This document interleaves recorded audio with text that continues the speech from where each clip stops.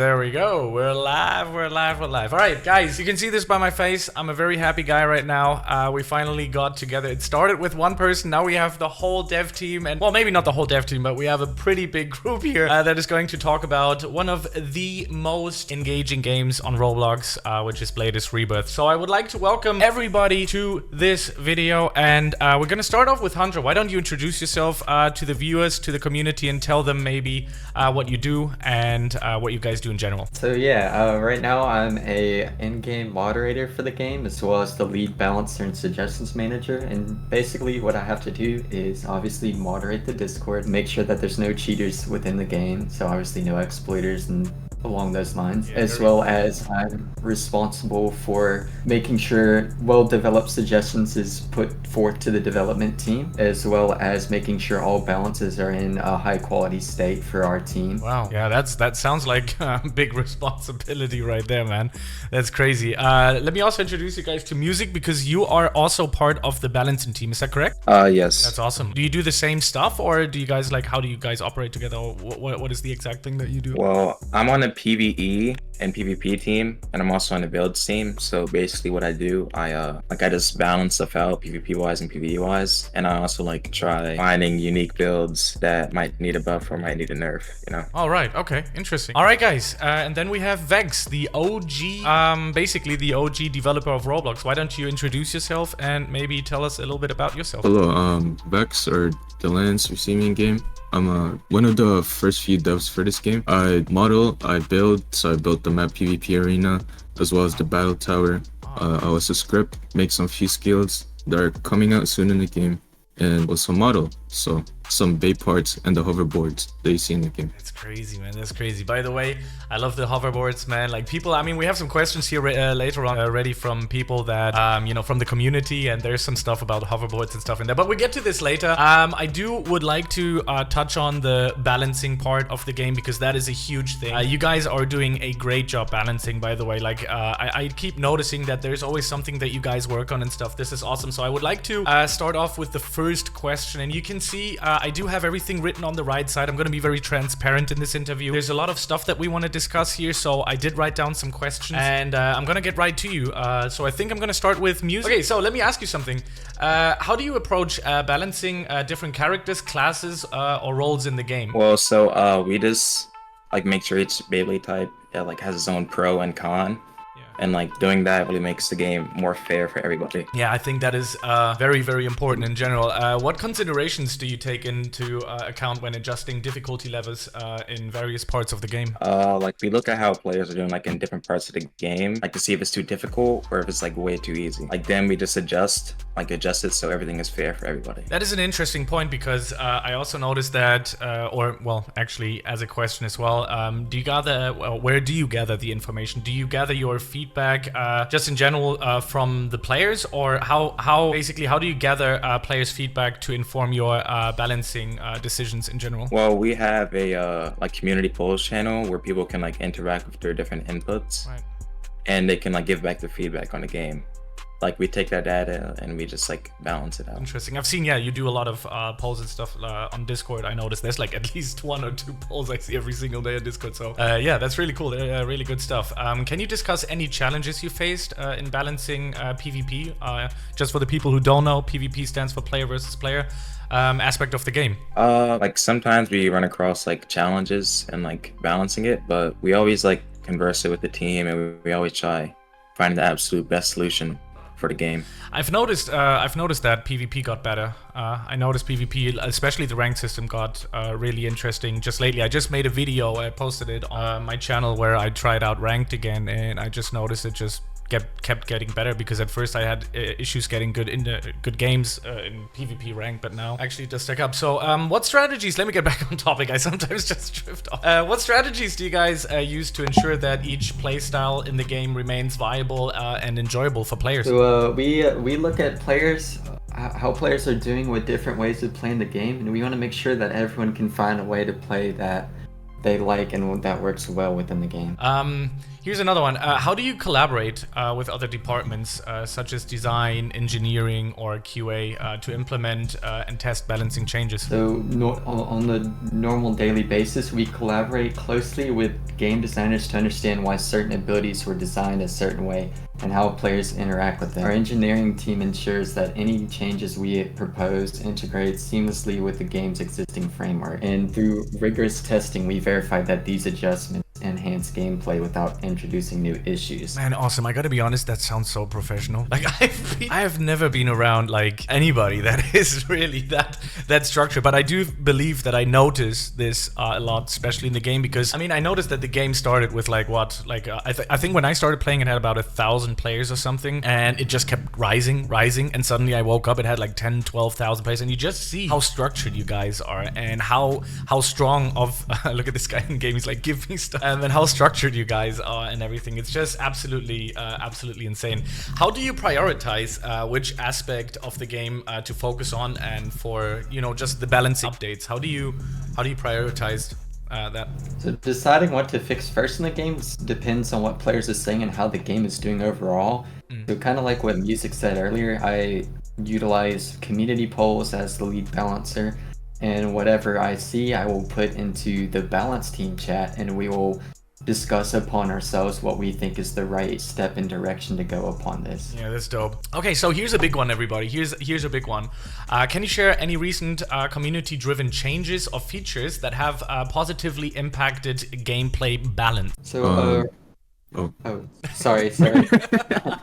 One of the big changes that we have done is probably the anti-macro rule. A recent community drive change was very lenient when it came to tolerating that at first, but after we've seen like proof that it kind of like broke gameplay and it didn't really help what the game was trying to do, it was a lot more cons than pros, if that makes sense. It does make sense. My question to that is, was it difficult? Because, you know, I think on Roblox, I've been on Roblox for a long time, and macros, auto clickers, these are the ones that are usually, I would say, more in a gray area zone, right? Like Roblox, it's not against the TOS of Roblox. Roblox doesn't say we don't want it. Then the individual game designers, owners, or whatever, they can basically go like, all right, we don't want that. Because, yeah, I noticed that the spike in the leaderboard was quite big, and I noticed that quite a few people used it. Myself, I can say I haven't. You can see by my level probably, but yeah, how difficult was that? Did you guys know like what impact this could have? Because the leaderboard, I think, completely and drastically changed. People that were really good are a little low on the board, and some other people that actually actively play are a little higher. So my question would be how difficult it was to like talk about macroing and like banning it from Bladers Rebirth. It was a very hard decision because obviously, like in a game like Bladers Rebirth, anyone would think about using macros, right? Right. And that's like very reasonable. Like anyone, at first, we thought anyone could do that. We can tolerate it, we can let it happen. But yeah, like as seen when it came to the level gap, when it came with the macro users and the new players, it was a bit too extreme. Yeah, I know. You just saw the spikes, right? You just saw the spikes and people just rising, and you probably have the exact metrics and the exact analytics, and you just see like this group of people rising to like level, I don't know, 2,000 something, and then you'd be like, I mean, I farm a lot, but I don't go that hard, and then I'm like, wow, how do people go this high up? And then basically you just decided keep it fair for everybody, and personally think it's nice for you guys to even give that chance to even the people that actually play a lot. My last question to that would be also, is there a difference? Like, would Roblox notice that? Does Roblox notice that a game has a lot of macro players, or is that just like it doesn't matter unless just for you to have like an active player base and that's it? Because we have games like, for example, Bee Swarm Simulator and stuff, and these are games that obviously have a lot of macroing and stuff going on. Do you think there's a big difference between that and Roblox notices this, or is it just like, well, they don't really care? When we discussed it with the dev team, we all collectively agreed that it does ruin the game's quality and progression level, because people are leveling up to such like lengths that the game doesn't currently have any content to like pay the player with, that like whenever how far they go. And our plan is to have players reach a level where we can like give them content as well to enjoy, not where they're like level 5,000, but there's nothing to make up for it. I feel like that just ruins everything, and so did the developers. Like, I mean, agree honestly, as well. Honestly, that is so smart. This is so smart, and it exactly explains everything. I know that people got mad over this with the macro situation, but I personally understand it because, as you said, it does exceed the stuff that the game actually was intended for the player. Like if they say, okay, we want you guys to be an end game at whatever level 1,000 or 1,200 or something, and if they just go beyond that because they just go offline basically and they just let it run, on the side like AFK farming, that makes total sense. And I personally think it's a great thing that you guys actually care about it, because there's many other people that do not care about this kind of stuff. And I must personally say, when it comes to updates, you guys are the most consistent I've actually seen in like the last 3 years of Roblox playing.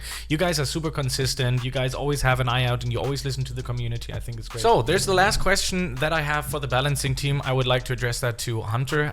What channels or methods do you find most effective for gathering and incorporating player input into your balancing decisions? So we provide updated information through our Roblox groups, through like shouts or just general information, Right.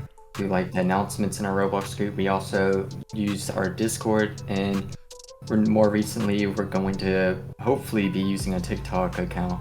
I'm so happy about that because I started with TikTok as well. It's kind of weird. Like I'm 30, I'm an old guy, and I was like, oh, you know what? Let's just branch out here. Let's do a little TikTok, and it kind of works a little bit. So I really hope that will work for you guys as well. So anybody watching right now and you want to follow these guys, the Roblox group, Discord, and TikTok, everything's going to be linked in the info box below. Check them out. They work really hard, and yeah, I would like to kind of jump on and move forward for some questions that we have from the community. So yeah, that will be hopefully very funny and also informational. So yeah, let's do it. Okay, so Vex, I do have a few questions from the community for you ready. And yeah, we're gonna start right with a big one. Will there be a quest mode? Yeah, there will be a quest mode. There will be like a daily section and a one-time storyline quest when you first join the game. And the reason why we came up with that is because we want to give a proper introduction to the player and like what to do. Like right when you join a game, you don't have to like look it at like on YouTube or like a tutorial. No, nothing like that. That is very flawed. That was also a funny question that I saw.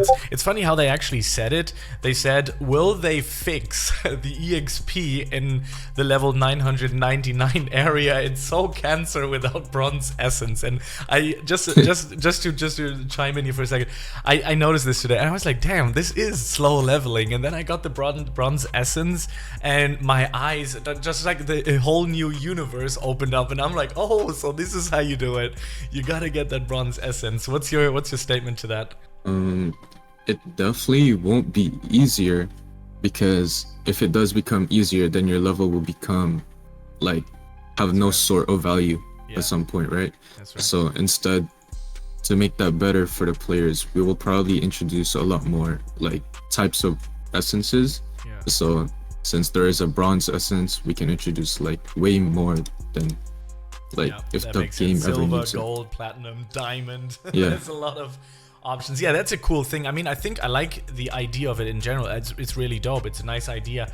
And also to have an end game. I mean, you see it in so many Roblox games. Now, I don't know personally how many games you've worked on in the past and stuff, but you probably know that Roblox games come and go really fast. And if there's no end game, I mean, they do die or intend to die quite a lot. So doing this and building an end game, building something around that is, I think, absolutely crucial. It's the number one, for me personally, I think it's the number one criteria where a game could die if there's no end game. What do you think of that? Yeah, exactly. So that's why each huge content that we push out, we always raise like the max level cap, the soft cap, and with the like essences and stuff, whenever we think that players can progress to another sort of like end game, then we can like reward them with what they need to reach that end game.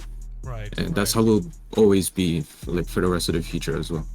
Oh, I got idled. I got kicked out. Okay, people, I just got yeeted out of the lobby because I was kind of idle. I was just chilling here and I was just like kicked out. Are you guys making new locations, or do you actively work on? I mean, we know we had the 999s on, which I think was awesome, but do you have like new locations, or are you making new ones? Well, we're not sure right now. When we pushed that new winter area, it was to sort of like experiment, see what the game needs and see how the game reacts. But perhaps in the future we'll add some new locations, definitely.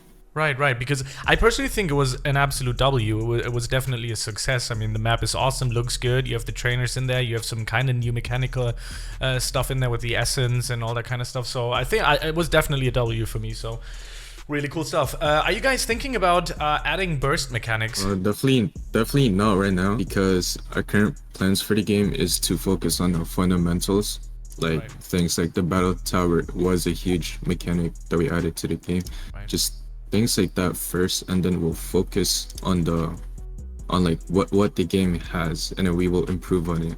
So definitely not right now, but definitely in the future. This is smart though, because you guys are kind of like building the base first, making a nice cellar so you can build a house on top of it. It makes sense, because if you would just like go, I mean, it's kind of a weird one, but you kind of don't want to like jump to this, to that, to this. You just want to have a really solid base and then just build from that. That's just smart. Again. Okay, another question was, if you're going to add, wait, what is it? If you're, ask if they're going to add a way to get guaranteed better certain rarity traits like common or rare plus. Is that a possibility? There'll always be like ways to obtain that, but that would like depend on the specific update. So like, let's say if we're introducing like a lot of parts, we'll probably think of adding a new trait. So right now, I think with the current parts that's in the game, I think the current traits are like good enough for people to play around with and make builds with. So it depends on the future. See what the future holds. Yeah, I think that's also a good answer. I mean, you just got to see what's coming out, what's happening. And I mean, you already have like so many blade parts. And I mean, there's obviously always a way going up from that point and stuff and making different things. But yeah, that is a good way of thinking. So you don't rule it out and go like, no, you don't say yes. It's just like, it could be. Yeah, it's really hard to, because with the amount of parts that's in the game, adding one trait that's very good could like break the whole balancing.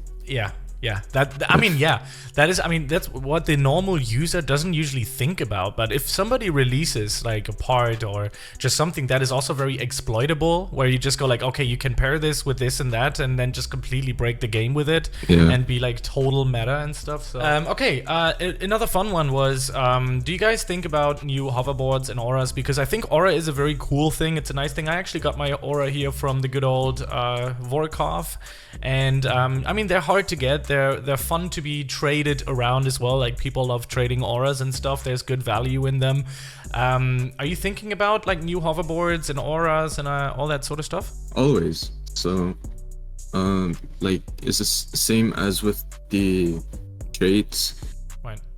As long as updates are getting pushed with the game, we're always looking into adding new stuff. So like, hoverboards and auras are like pretty much the easy ones to add into the game. Right. It's just that auras do go hand in hand with the bosses, and the bosses go hand in hand with the.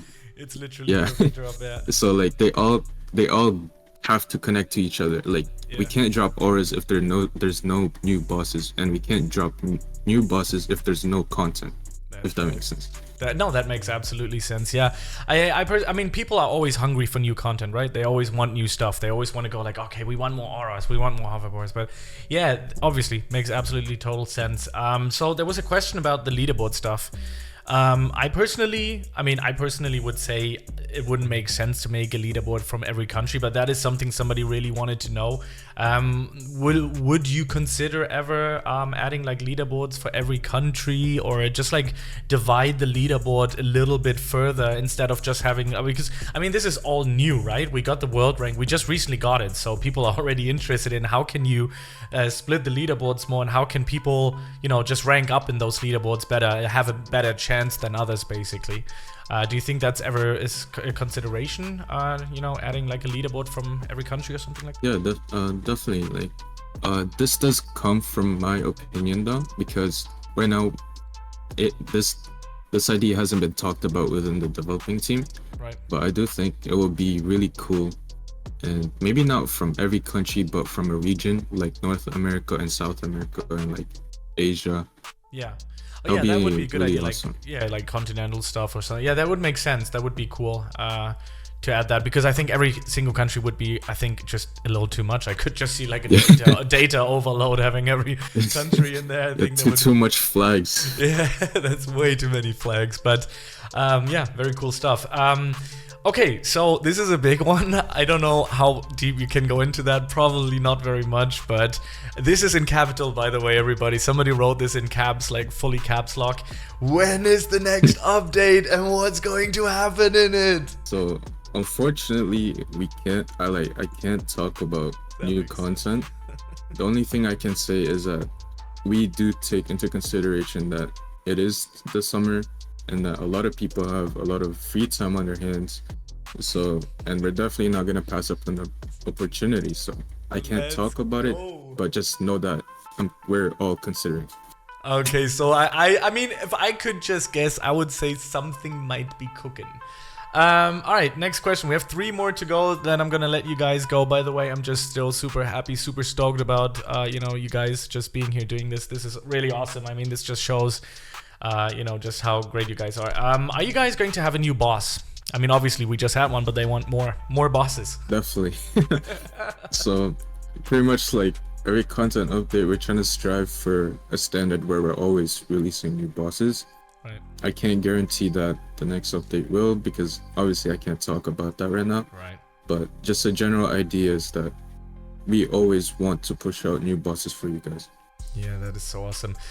Okay, so this one's gonna be a weird one. This one's gonna be just it's a little wonky because I have never noticed this, but I don't play on a toaster, or a potato. Let's see what somebody's here asking. So, are they thinking about fixing the lock on mobile toaster devices? My screen is glitching out of the world. That's why I lose 60% of my battles. Have you ever heard on anything like that? I actually haven't. So it's crazy. pretty hard to test out things in a mobile Right.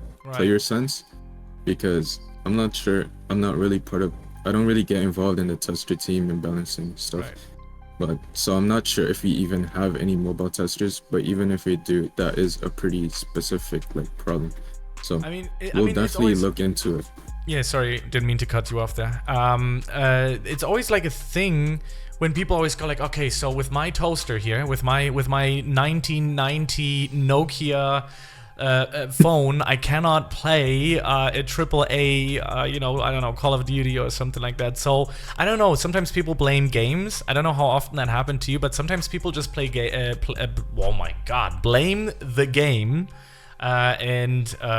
So this one kind of just falls into that category. Okay, so last one. We made it almost until the end. Are the blades going to have like a special move with animation, which I personally think could be awesome, but it could be also annoying. So what do you think of that?